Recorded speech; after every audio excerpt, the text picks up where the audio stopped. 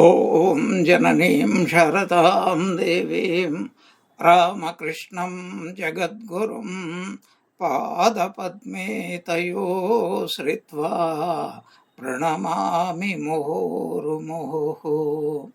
ॐ सहनाववतु सहनौ भुनक्तु सह वीर्यं करवावहै तेजस्विनावधीतमस्तु मा विद्विषावहै।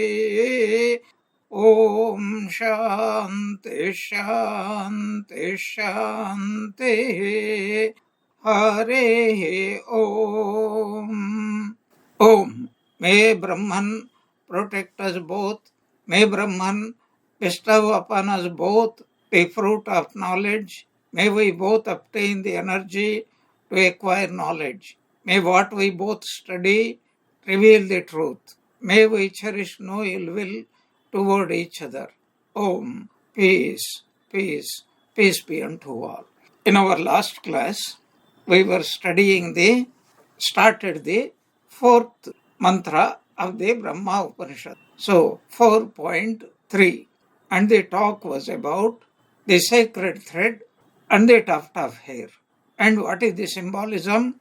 The sacred thread as well as the tuft of hair.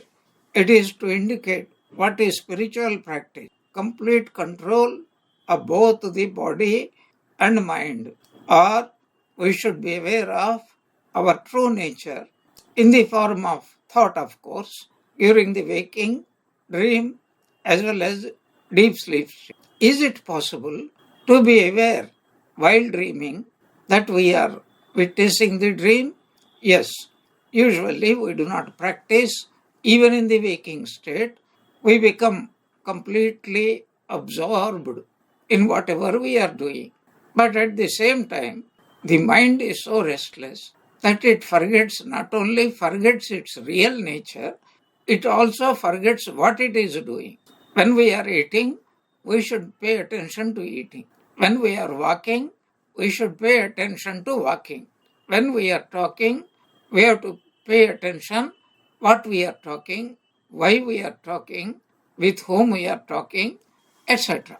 This is called being aware of whatever we are doing.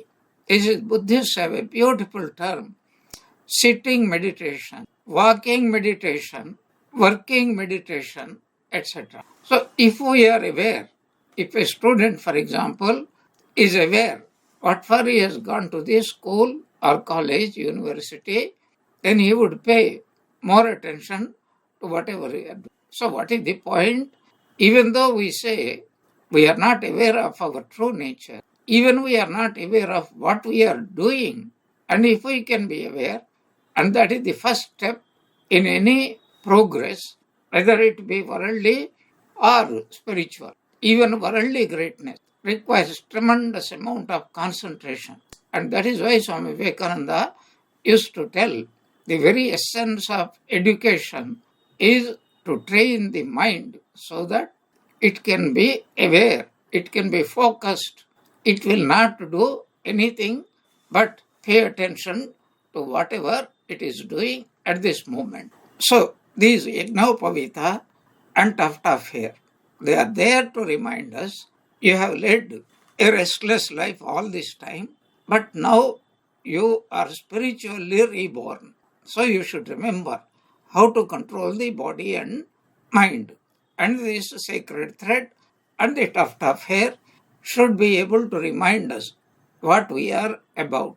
This continuous practice of being aware slowly merges our mind completely in that pure awareness which is called Chaitanya. And when we practice this one and progress to a great extent, then we don't need the reminders. As we mentioned, reminders are needed until we do not forget. After that, it is unnecessarily. So this is what is being we discussed earlier. Idam yagnopavitam tu pavitram yat parayanam savidvan yagnopaviti syat sayagnaha sacha yagnavit. So this idam yagnopavitam tu, this yagnopavita, leads to purity until we become pure. And this takes us to the highest reality, Pavitram. So Chaitanyam is a Pavitram. And earlier we discussed what is Pavitram. When two objects come together, and not necessarily unclean object, but both objects, even if they are very clean, very pure, when they get mixed up, and these two objects, two or more, that is called dvandva, duality, then that is called impurity. So, Brahman is only ekam sat, vipraha bahudha vadanti. So, Brahman is only one, ekam eva advitiyam. There is no second. And therefore, a question of Brahman becoming contaminated, becoming impure, unclean, doesn't arise at all. So, in the what is called Mayic world, in the world of Maya, we forget our true nature and we think we are somebody else. That identity with Anatma, that is called impurity here. So, when we practice this awareness and we feel we are that Chaitanya, and that is how we become pure, and it leads us to the Parayanam, to the highest reality. And whoever practices this is called Vidwan, truly learned person. In fact, Gita uses a word, Pandita. Panditaha Samadarshinaha. Those who see nothing else, excepting Brahman, excepting God, he is called a Pandita. And even the word Panda, Krishna chastises Arjuna.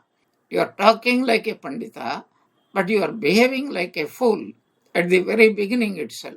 So those who grieve, either for the living or the dead, Panditas do not grieve. Ashocyan anvashocastvam prajnavadamscha bhashase gatasun na agatasun na anusochanti panditaha. Who is a Pandit? He never grieves. Why doesn't he grieve? Because nothing is lost. Grief comes because we lose something or we don't get what we expect to get. These are the two causes of unhappiness. Grief. And grief always is the result of delusion. That is why the very first chapter of the Gita is called Arjuna Vishada Yoga. The sorrowful state of Arjuna. Yoga. He has become one with Vishada. But he was fortunate. He must have done a lot of tapasya. From ordinary point of view, we are discussing. So God himself became Dhiyo Yonaha Prachodayat. God himself sat in his buddhi, and that is the symbolism of Krishna becoming a driver. And God himself is guiding us. Nobody can go wrong.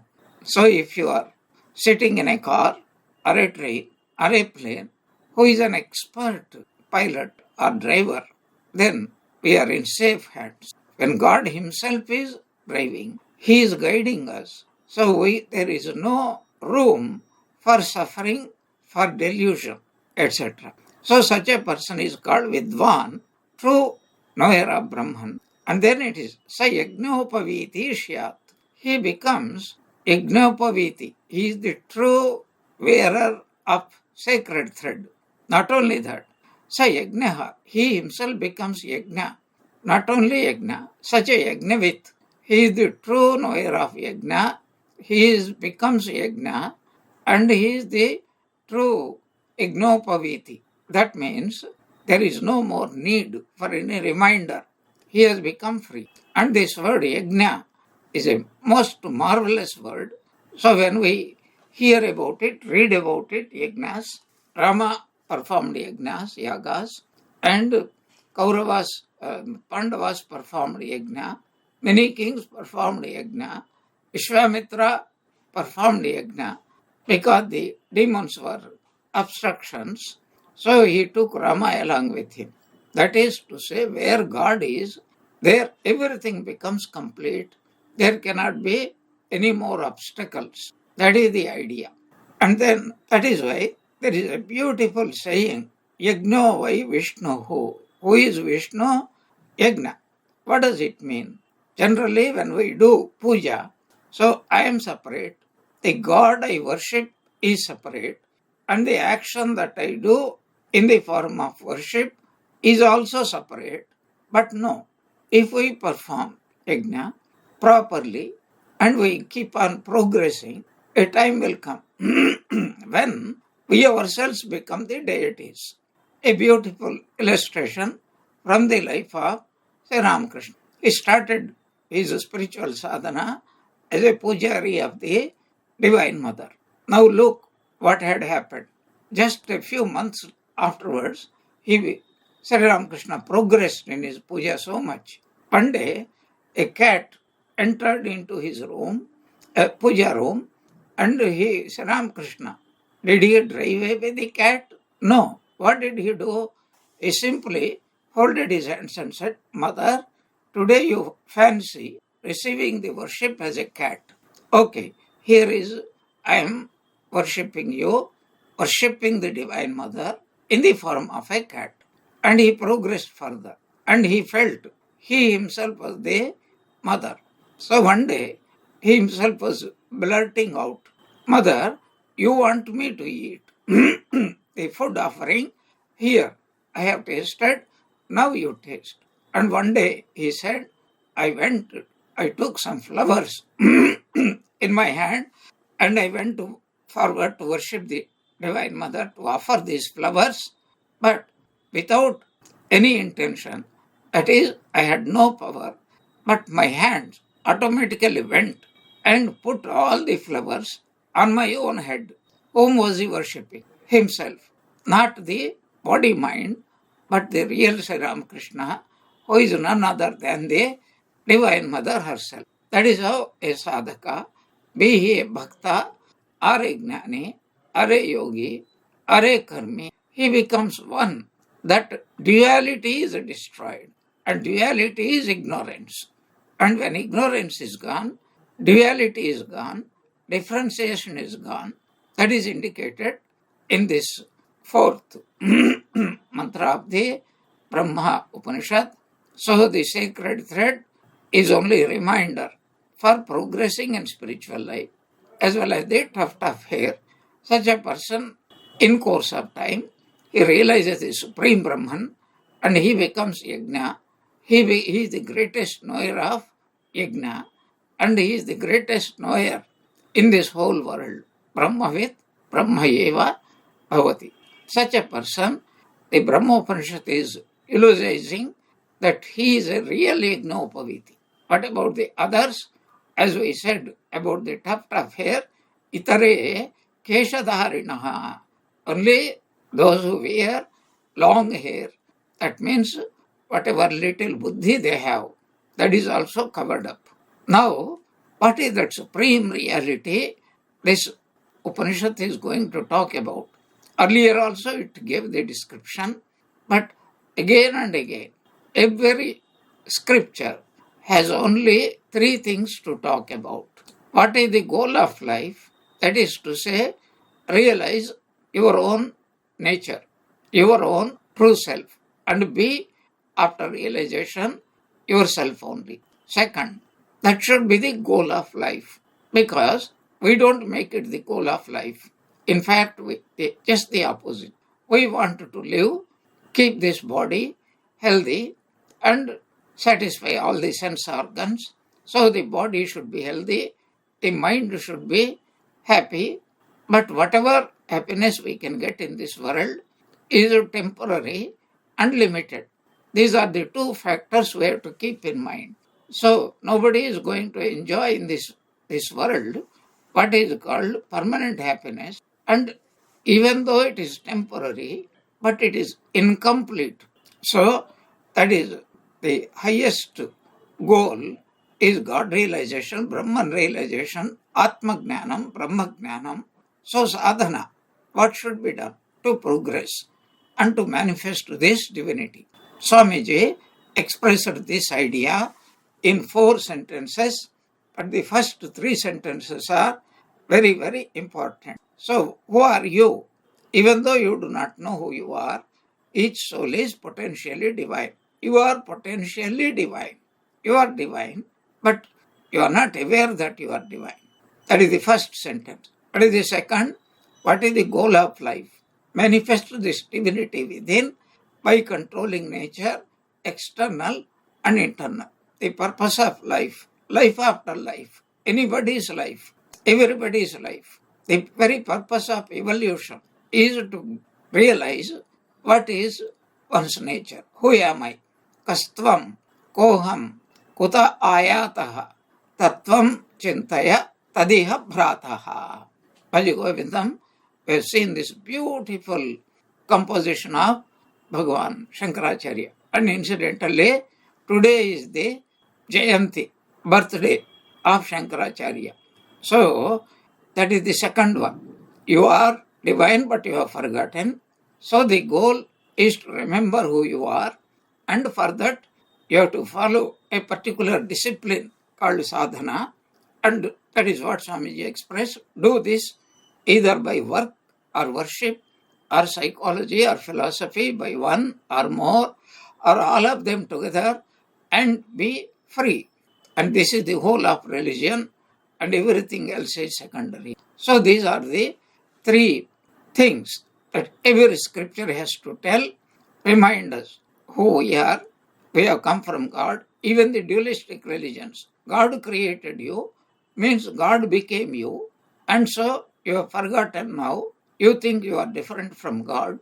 So therefore, through religion, actually the very meaning of the religion is to bind. Bind what? Yoga. To attain union with God is called binding. So, all sadhana is meant. For that purpose, baptism or investing with sacred thread, etc. had to be done. So now, the Upanishad, having given us some hints, because this is a most beautiful Upanishad, it is culling, as it were, the best teachings of many of the Upanishads and bringing them together. Even though it is not very big, but of course it is much bigger than what is called Mandukya Upanishad as well as Isavasya Upanishad. And it is considered as a minor Upanishad only, but every Upanishad, truly speaking, speaks the same thing. Every Upanishad speaks of these three things. And by Upanishad, I don't mean only Upanishads, I mean Bible, Quran, Tripitaka, or Guru Granth Sahib, whatever we call it. So we enter into the next mantra. And these mantras we have seen, so we can pass quickly through them. Eko Devaha Sarvabhuteshu Godhaha Sarvavyapi Sarvabhutantaratma Karmadhyakshaha Sarvabhutadhivasaha Sakshi Cheta Kevalo Nirgunascha. A beautiful description of the goal to be attained. What is the goal? Atmagnana or Brahmagnana, which means the same. So the one Lord, self-effulgent, in all beings, remaining hidden, He is all-pervading, and He is the self of all beings. He is the controller. He is controlling and watching over all every action that we do, good or bad. He is manifest, living in all creatures. And at the same time, He is the witness of every creature, neither the doer of any acts nor the enjoyer. He is both the doer, He is the enjoyer, and He is also the witness. He is the supreme intelligence, the one without a second, and He has no attributes. We will discuss very briefly how many gods are there. Only one. A beautiful discussion comes in the Brihadaranyaka Upanishad. Yajnavalkya was challenged by one of the Brahmanas. How many gods are there? So he says 3 crores. How many gods are there? Same thing. He says 3,000. How many? 300. How many? 3. How many? 1.5. How many? 1. That is to say, slowly, Yajnavalkya was guiding the person from the highest multiplicity, slowly reducing. So let us also do a brief analysis, which we have been doing. Actually, we are repeating whatever we have discussed many times. In this world, there are billions of creatures. How many mosquitoes are there? How many flies are there? how many birds, how many animals, how many trees, how many human beings. Nobody can count. How many nakshatras are there, stars are there, how many galaxies are there, billions and billions of galaxies. Nobody can count. No scientist can count. But at the same time, some scientists are also positing a parallel universe. So if we think we are unique in this world, maybe there are other planets, other people. So we are searching for life. Sometimes some flashes of information comes. So what is that? So after so many years, billions of years, recently scientists have received a coded electronic message. God knows what it is. But I am just mentioning, and Hinduism believes God is called Ananta Koti Brahmanda Nayaka. Ananta Koti Brahmanda. How many Brahmandas? Each universe. Koti Brahmandas. And they are Ananta, infinite. Because God is infinite, creation is also infinite. What is the point? That God created. And what is the material? There is no other material other than God. Every ornament is nothing but gold. Every furniture is nothing but wood. Every pot is nothing but clay. So it is nothing but God.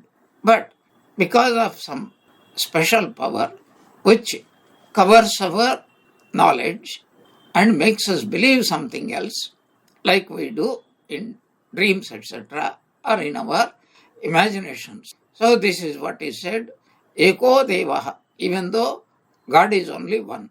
But Sarva Bhuteshu, both in all beings, not only those which have life, but which are without life, so called seemingly lifeless. Because you take a cloud of earth, according to Hindus, it is nothing but Bhudevata.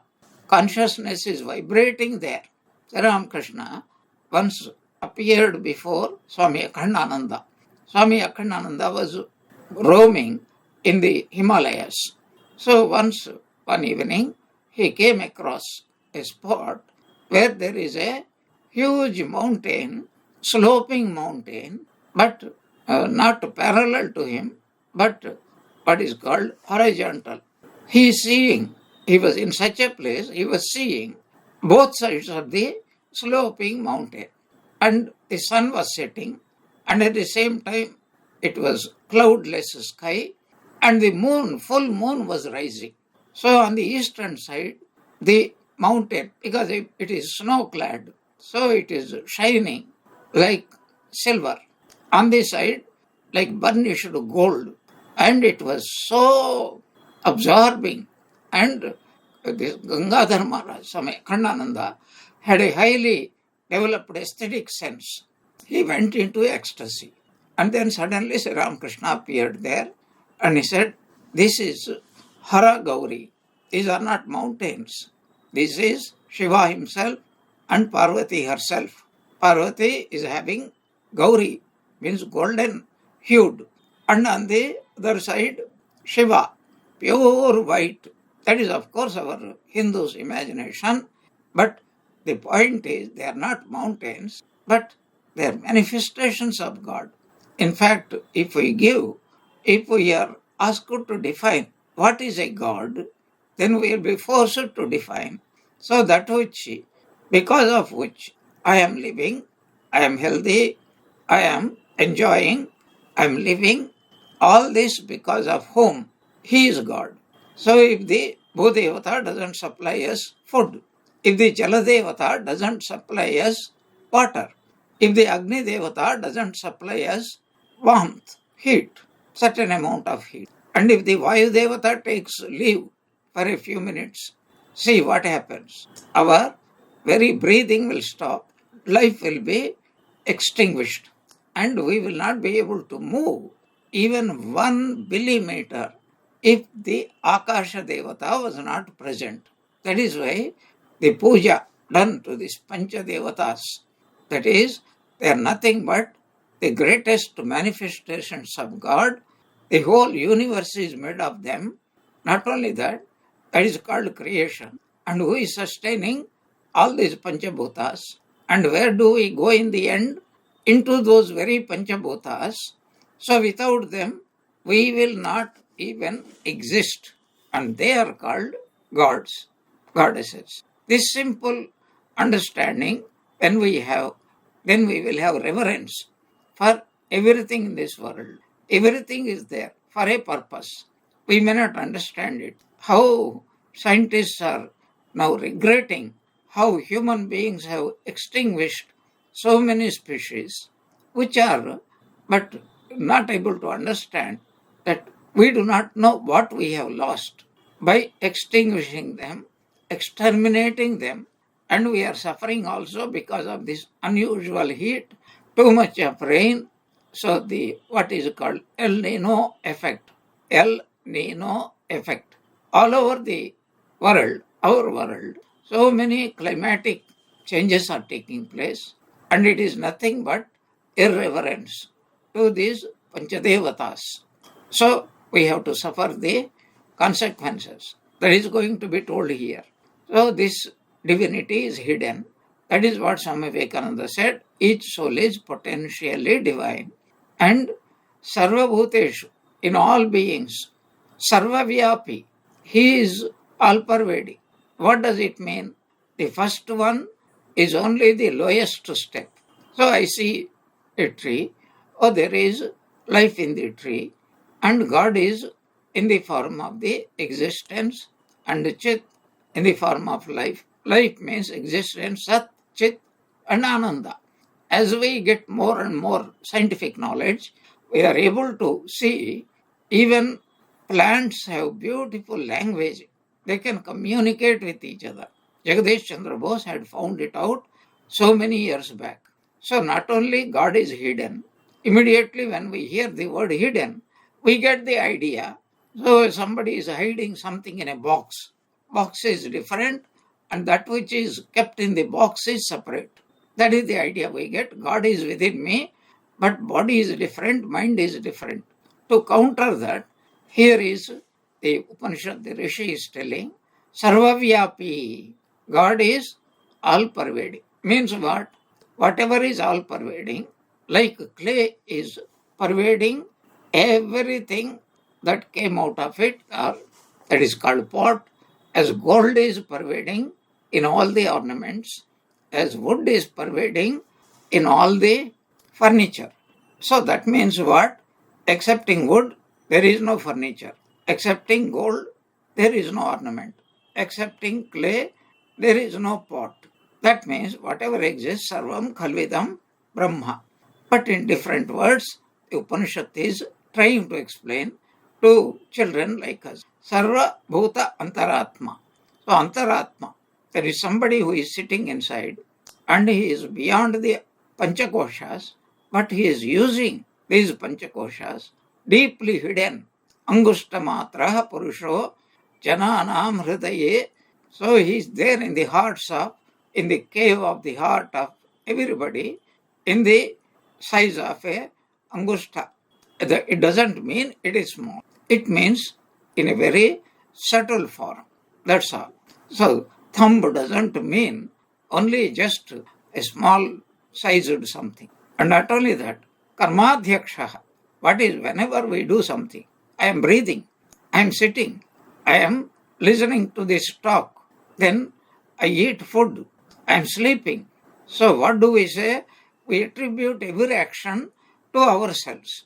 But no, the body is serving. Sarve devaha balimavahanti, as the Upanishad says. So the eyes are seeing for the pleasure of the Divine Lord.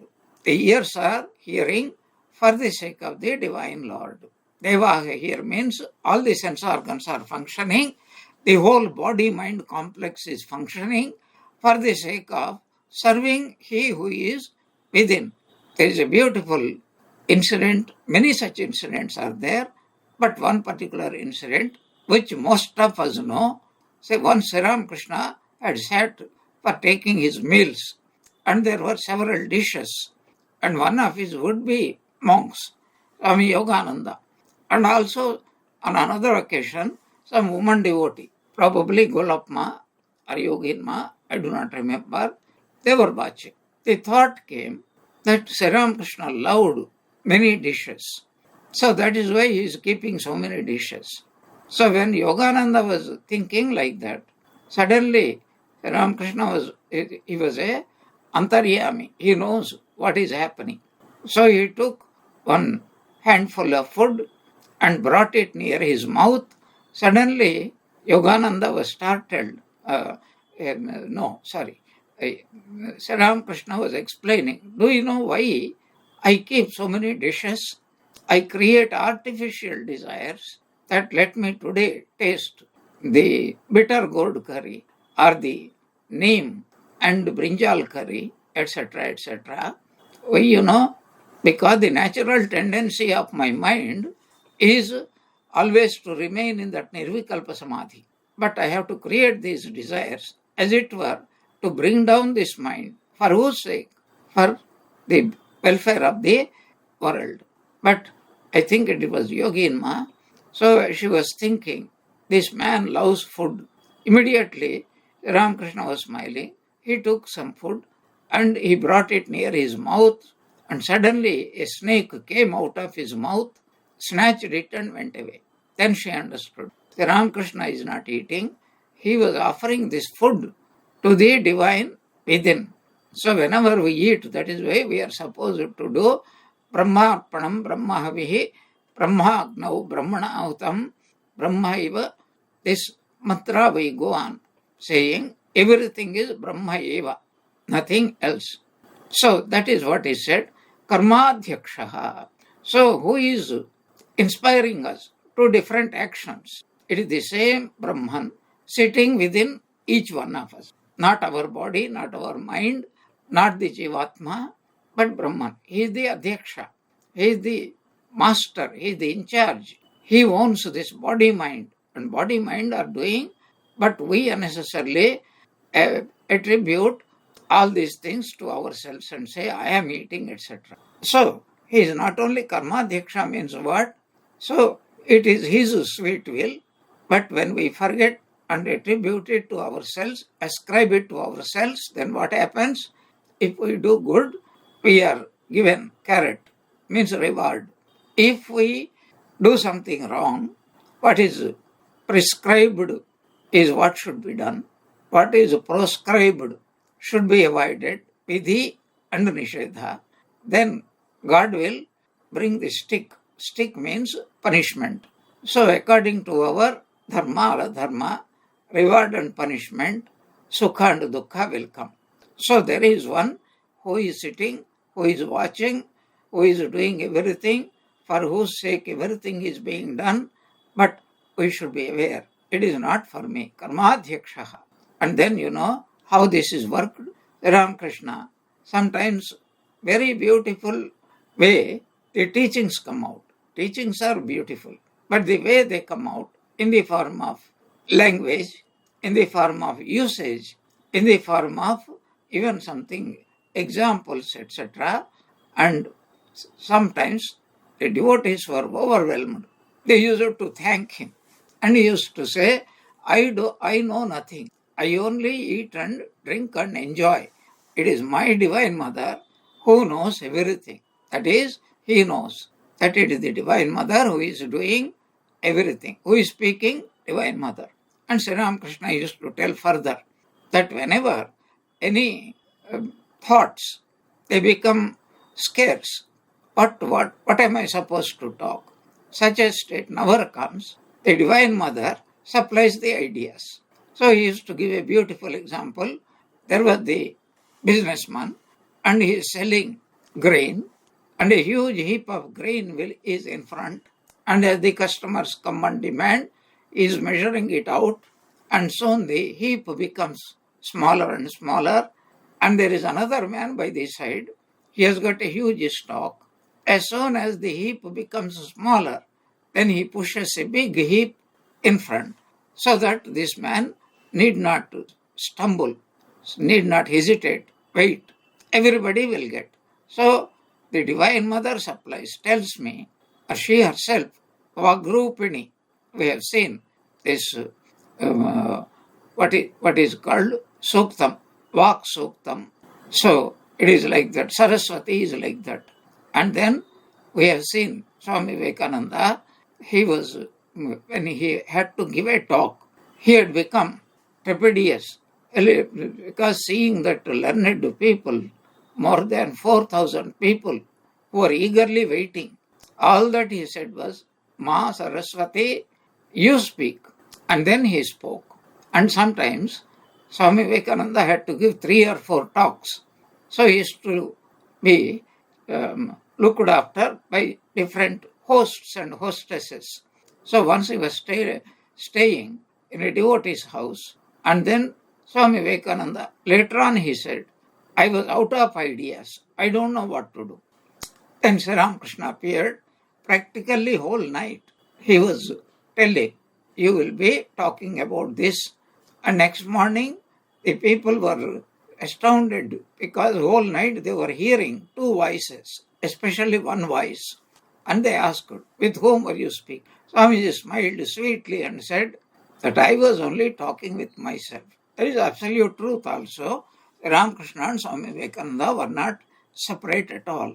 So the Lord is Karmadhyakshaha, and through karma he forges different types of relationship. So some are friends, some are enemies, some are indifferent, most of them are indifferent, etc. But not satisfied with these definitions, the Upanishad continues, Sarva Bhuta Adhivasaha. He is the indweller in every being. The same thing he said, Sarva Bhuteshu Godhaha, Sarva Bhuta Antaratma, Sarva Bhuta Adhivasaha. Same truth. So one truth says that we do not see God, we think we are doing everything. And another says, everything is God only, body is God, mind is God, and buddhi is God, all the panchakoshas are God, and he is Karmadhyaksha, and he is only guiding. Maya adhyakshena prakrutihi suyate sacharacharam. The whole prakriti is able to perform its action, means body and mind, only because I, the consciousness, am present. These are some of the epithets, how we should meditate on each one of them. Within me, first, the Lord is hidden. But not only within me, he is within everybody. So, whenever I talk, I must take care. I should talk only that which pleases the Lord. I must do what pleases the Lord. I must also think about others, what pleases the Lord. Otherwise, I will be hurting the other person. Sarva Bhuta Antaratma. So whatever actions I do, that is what Bhagavad Gita, which is the very essence of all Upanishads, beautifully says, Pashyan, Shrunvan, Sprushan, Jigran, Ashnan, Swapan, Gachan, Shapan, Shasan, Unmishan, Nimishan Napi. Whatever we are doing 24 hours a day, through this body and mind, so Sarva Karmani Brahmani Adhaya Sangam Tyaktva Karoti Yaha Lipyate Nasa Papena Padma Patram Iva Ambhasa. Just as a lotus leaf, which is always in the water, but is never contaminated by the water. So whatever is done, we must think it is God who is doing, and for the sake of God, God himself is doing for his own sake. He is doing his own worship. That is the essence of this particular mantra. Then same, it is continuing in the next mantra also. Eko manishi nishkriyanam bahunam ekam santam bahudha karoti tam atmanam e anupashyanti dhiraha tesham shanti shashvati na itaresha. The one intelligent, active being among the many inactive. He who makes the many from what is one. The wise men who find out the self. Theirs is the eternal peace, not of others. What it means is that he who recognizes this Brahman, and that is the only reality, such a person is a realizer of God. Such a person is called Vidwan. Such a person is called Pandita. And what does he get?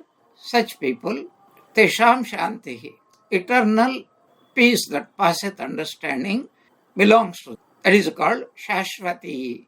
Shantihi. It is eternal peace. What does it mean? It means they will be one with the Brahmananda. But those who have still stuck in the mire of duality, seeing multiplicity, they will not get this Shanti. But as we move towards God, we get lot of Shanti. So this particular mantra is again a beautiful mantra for meditation. Ekaha is the only one. And Manishi is the he is manifesting. God is manifesting. Brahman is manifesting. Divine Mother is manifesting. Ya Devi Sarva Bhuteshu Buddhi Rupena Samsthita. In the form of right knowledge. Manishi means a person, an intelligent person. But here it means one who knows the truth.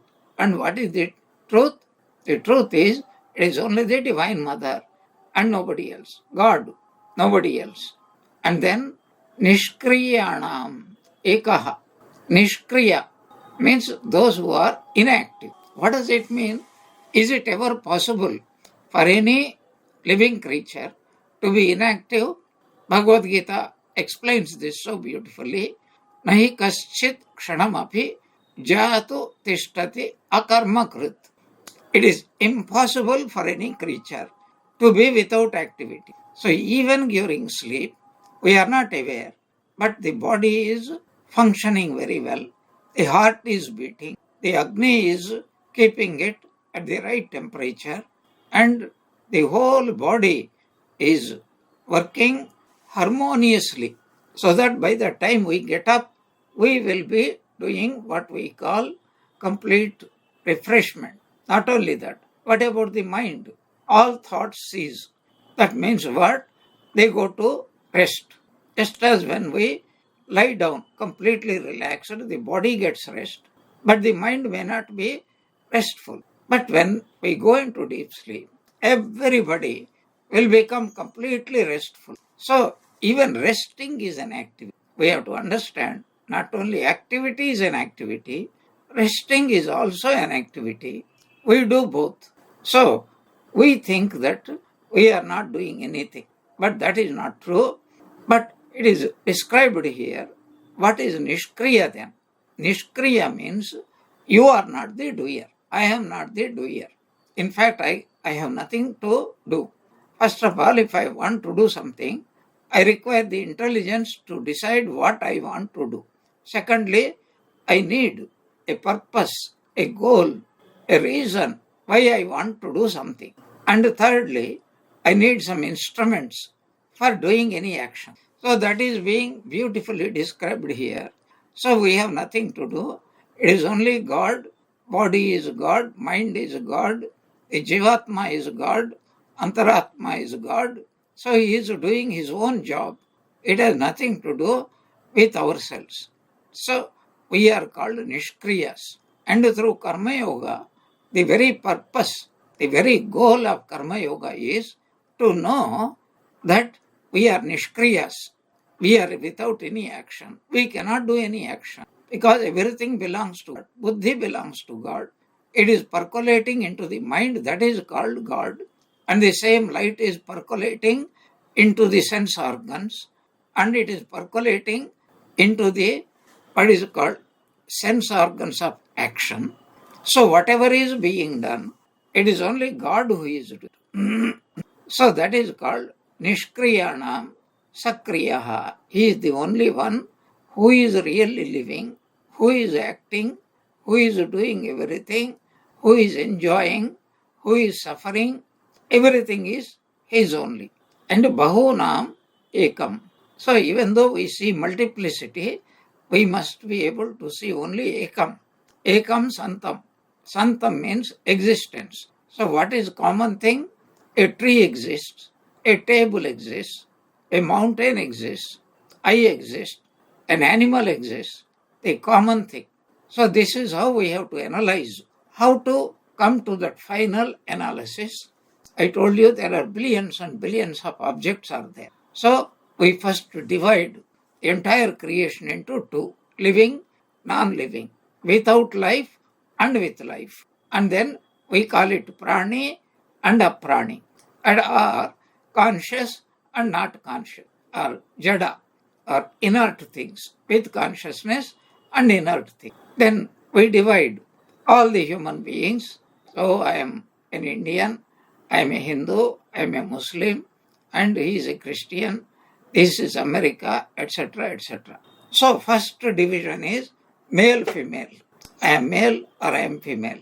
Slowly we have to say both of us are human beings. And the moment we come to that, I am a human being, then wherever there is a human being, whichever country, whichever religion, whatever color, everything, it is a human being. This is what is called humanism, the philosophy that forget all discriminations and then practice humanism. Here is a human being, that's all. Don't say he's black man, white man, Christian, Hindu, Muslim, etc. So that is the next division. And then the final division is, I am not only a human being, I am the living creature. Identify with every living creature, whether it be birds or animals or insects or even plants or trees, etc. So that is the still further we are expanding our identity. But still the last identity is that I am living and something is not living. And then there is a mountain. There is, that isness is symbolized by existence, or existence is symbolized by isness. I am, mountain is, you are, bird is, animal is, etc. So that is what unites. Everything that exists is nothing but God. Bahunam ekam santam bahudhaya karot. But God has a special power. So he created this kind of division, and that is called bahudha. Ekam sat vipraha bahudha vadanti. So it seems Brahman, Isa, I am alone, bahu eko, and then bahusyam, I want to become many. As if it is all in imagination. He is playing all this leela, that is called leela. And these are some of the definitions that for the sake of contemplation. If we can do that, then we grow morally also. And such a person can never harm anybody. And internally, our perception becomes sharper, better, righteous. Tam atmanam e anupashyanti. And who is that? Ekaha manishi nishkriyanam sakriyaha bahunam ekaha bahudhaya karoti. Who is that?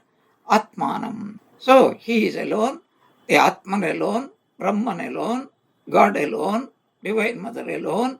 That is the only reality. And they who understand, I am not separate from this. Ye anupashyanti dhiraha.